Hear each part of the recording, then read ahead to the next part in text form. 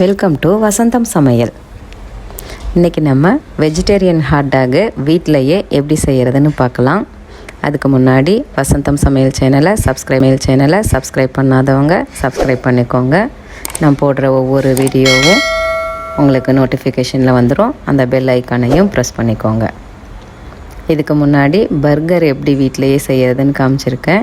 இப்போ vegetarian hot dog எப்படி செய்கிறதுன்னு பார்க்கலாம் வாங்க.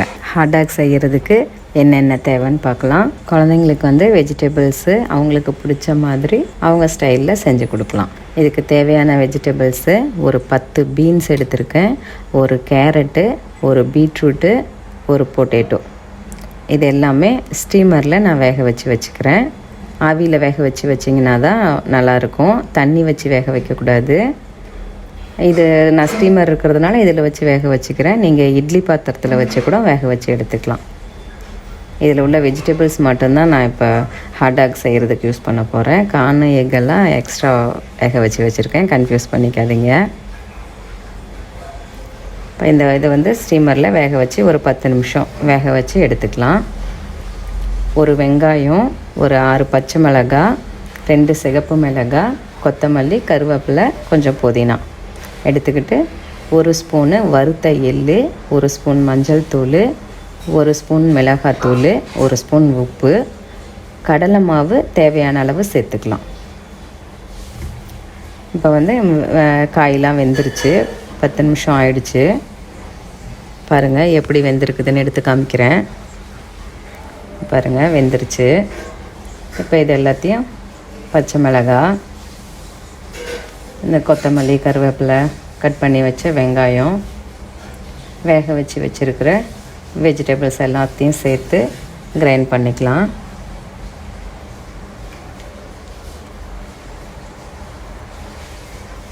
இது ஹாட்டாக் 4 பன்னு ஹாட்டாக் செஞ்சுட்டு எக்ஸ்ட்ரா உள்ளது வெறும் அந்த ஹாட்டாக் மட்டுமே ஃப்ரை பண்ணி சாப்பிட்லாம். அதனால் எக்ஸ்ட்ரா இருந்தாலும் பிரச்சனை இல்லை.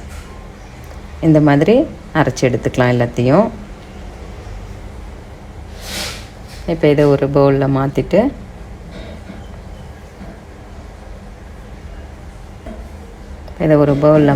அதில் எவ்வளோ தண்ணி, அந்த வெஜிடபிள்ஸ் எல்லாம் அரைச்சது எவ்வளோ தண்ணியாக இருக்கோ அந்த அளவுக்கு அந்த தேவையான பதத்துக்கு கடலை மாவை சேர்த்துக்கலாம். நான் இதுக்கு 1/2 கப்பு கடலை மாவு சேர்த்துக்கிறேன். உங்களுக்கு எவ்வளோ தேவைப்படுதோ அந்த திக்னஸ், அது எவ்வளோ தேவைப்படுதோ அந்த அளவுக்கு கடலை மாவை சேர்த்துக்கோங்க. மஞ்சள் தூள், மிளகாத்தூள், உப்பு, எடுத்து வச்சுருக்கிற இந்த வறுத்த எள்ளு 1 ஸ்பூனு எல்லாத்தையும் சேர்த்து நல்லா மிக்ஸ் பண்ணிக்கலாம். அந்த பதம் வரல, தண்ணியாக இருக்குது, அந்த மாதிரி இருந்ததுன்னா கொஞ்சம் கடலை மாவு சேர்த்துக்கோங்க. எல்லாத்தையும் மிக்ஸ் பண்ணிவிட்டு உப்பு காரம் டேஸ்ட்டு பார்த்துருங்க.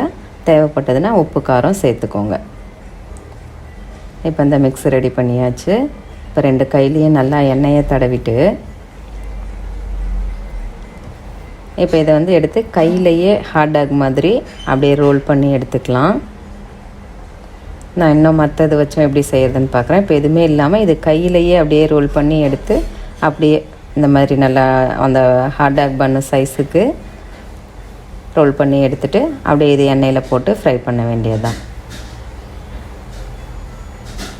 இது ஷேப்பு கரெக்டாக கையில் பண்ணும்போது ஷேப்பு கரெக்டாக வராது. எதுவுமே இல்லைன்னா இந்த மாதிரி கையில் செய்கிறதுக்கு காமிக்கிறேன். இது இப்போ கையில் செஞ்சால் இப்படி போட்டுக்கோங்க. இல்லைன்னா நம்ம கேக் செய்கிறதுக்கு டெக்கரேஷன் பண்ணுற அதை யூஸ் பண்ணியும் பெரிய ஓப்பனாக உள்ளதை எடுத்துகிட்டு அதுலேயும் போட்டுக்கலாம்.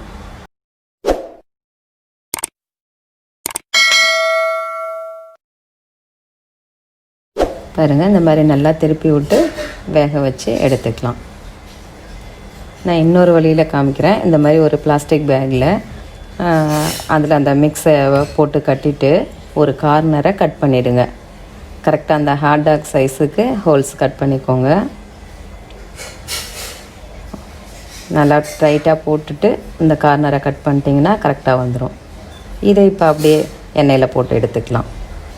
அந்த பன்னு லென்த்துக்கு போட்டுக்கலாம். பாருங்கள், இந்த மாதிரி போட்டு நல்லா திருப்பி விட்டு வேக வச்சு எடுத்துக்கலாம். அந்த 2 சைடு கார்னரும் கட் பண்ணிக்கிட்டிங்கன்னா ஈவனாக இருக்கும். இப்போ இது வந்து எக்ஸ்ட்ரா இருந்ததுன்னா அப்படியே வெறும் ஹாட் டாக் மட்டுமே சாப்பிட்லாம், நல்லா டேஸ்ட்டாக இருக்கும். இப்போ இதுக்கு வந்து லெட்யூஸ் லீவ்ஸு, தக்காளி கட் பண்ணி வச்சுருக்கேன்.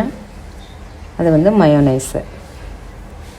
இந்த மாதிரி ஹாட் டாக் பண்ணை எடுத்துகிட்டு அதை கரெக்டாக இப்படி கட் பண்ணிவிட்டு,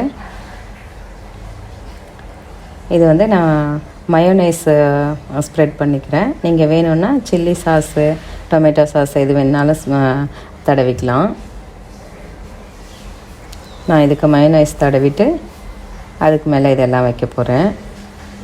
இது எல்லாம் தடவாமலும் அப்படியும் வச்சுக்கலாம். இருந்ததுன்னா இதெல்லாம் யூஸ் பண்ணிக்கோங்க. இல்லைன்னா ஜஸ்ட்டு அதுலேயே நம்ம காரம் உப்பு எல்லாம் சேர்த்துருக்கோம். லெட்யூஸ் லீவ்ஸும் தக்காளி இதெல்லாம் மட்டும் வச்சு கூட செஞ்சுக்கலாம். இந்த சாஸ் ஐட்டம்லாம் பிடிக்காதவங்க அது யூஸ் பண்ணாமலேவும் செஞ்சுக்கலாம். இப்போ மயோனைஸை ஸ்ப்ரெட் பண்ணிவிட்டு இதில் லெட்யூஸ் லீவ்ஸை வச்சு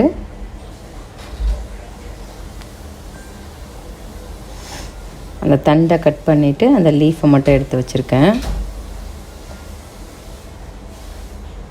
நல்லா வச்சுக்கிட்டு இதில் அந்த ஹாட் டாக் ஃப்ரை பண்ணி வச்சுருக்கிறத வச்சு டொமேட்டோவை வச்சுட்டு அதுக்கு மேலே சாஸ், டொமேட்டோ சாஸு, மயோனைஸ் தான் ஸ்ப்ரெட் பண்ணியாச்சு. மஸ்டர்ட் சாஸ் போட்டுக்கலாம். உங்களுக்கு என்ன ஃப்ளேவர் பிடிக்குமோ அதை போட்டுக்கலாம் நீங்கள். அவ்வளோதான். சூப்பராக குழந்தைங்களுக்கு பார்க்கும்போதே சாப்பிட்ணுன்னு தோன்ற மாதிரியான ஹெல்தியான ஹாட் டாக் ரெடி ஆயிடுச்சு. நம்ம கடையில் போய் வாங்கி கொடுக்குறத விட வீட்லேயே ஹெல்த்தியாக செஞ்சு கொடுத்துடலாம். வெஜிடபிள்ஸ்னாலே சாப்பிட மாட்டாங்க. அதுலேயும் பீட்ரூட்டுனால் நிறைய பேருக்கு பிடிக்காது. இந்த மாதிரி அவங்களுக்கு பிடிச்ச மாதிரி செஞ்சு கொடுத்துடலாம்.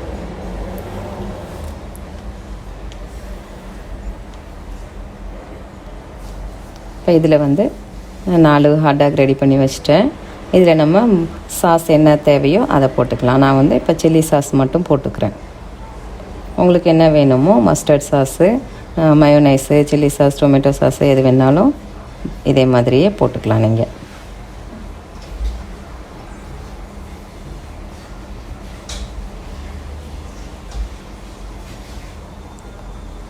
வாவ், எம்மியான ஹாட் டாகு வீட்லேயே தயாராகிடுச்சு. பர்கர் எப்படி செய்கிறதுன்னு ஏற்கனவே போட்டிருக்கோம். அந்த வீடியோ லிங்க்கு இதில் கீழே கொடுத்துருக்கேன். என்னோடய வீடியோவில் போய் பாருங்கள். இதே மாதிரி பர்கரும் நீங்கள் செஞ்சு கொடுக்கலாம். நீங்களும் இது மாதிரி செஞ்சு பாருங்கள். எப்படி இருக்குதுன்னு கமெண்ட் பண்ணுங்கள், லைக் பண்ணுங்கள், ஷேர் பண்ணுங்கள், தவறாமல் சப்ஸ்கிரைப் பண்ணுங்கள். தேங்க்ஸ் ஃபார் வாட்சிங்.